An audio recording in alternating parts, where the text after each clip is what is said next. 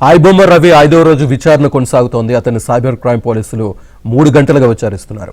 ఆధారాలను ఎదురుగా పెట్టి అతన్ని ప్రశ్నిస్తోన్న పోలీసులు ఈఆర్ ఇన్ఫోటెక్ కంపెనీ పేరుతో డొమైన్ల కొనుగోలుపై ఆరా తీస్తున్నారు. తొలి రోజు సర్వర్లు, యాప్స్తో సంబంధాలపై ప్రశ్నలు వేయగా, రెండో రోజు ఎస్బీఐ ఇన్సూరెన్స్లో సినిమాలపై ప్రశ్నలు గుప్పించారు. మూడో రోజు నెట్వర్క్, ఐపీ అడ్రస్లపై ఆరా తీశారు. నాలుగో రోజు ఆర్థిక వ్యవహారాలపై ప్రశ్నించారు.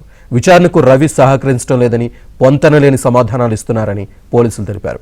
రవి కస్టడీ ఇవాల్టితో ముగియడంతో అతన్ని చంచలగూడ జైలుకు తరలించనున్నారు. అయితే మరోసారి కస్టడీకి ఇవ్వాలని పోలీసులు కోరనున్నారు. పూర్తి డీటెయిల్స్ మా క్రైమ్ కరెస్పాండెంట్ శశి అందిస్తారు.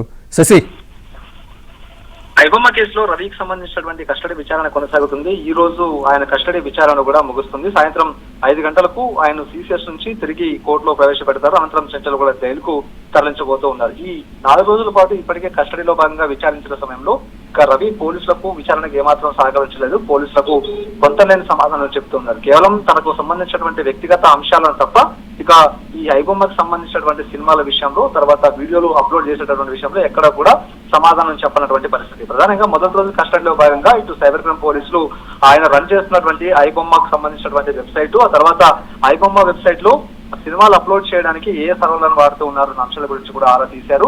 మరోవైపు బెట్టింగ్ యాప్స్ నిర్వహణతో ఉన్నటువంటి సంబంధాల మీద కూడా ఆరా తీశారు. అయినప్పటికీ కూడా సైబర్ క్రైమ్ పోలీసులకు సరైనటువంటి సమాధానాలు చెప్పకుండా రవి దాటవేల ధోరణిని అవలంబించాడు. రెండో రోజు కస్టడీలో భాగంగా ఎస్బీఐ టర్మ్ ఇన్సూరెన్స్ సంబంధించినటువంటి వెబ్సైట్ లో ఇక ఐబొమ్మకు సంబంధించిన సినిమాలు ప్రత్యక్షమయ్యాయి. SBI term insurance website open చేసి అందులో ఐబొమ్మకు సంబంధించినటువంటి లింక్ పేస్ట్ చేయగానే అందులో ఈ వీడియోస్ ప్రత్యక్షం అవుతూ ఉన్నాయి. సో ఇదే అంశాల మీద రెండో రోజు కస్టడీ విచారణలో భాగంగా సైబర్ క్రైమ్ పోలీసులు విచారించారు.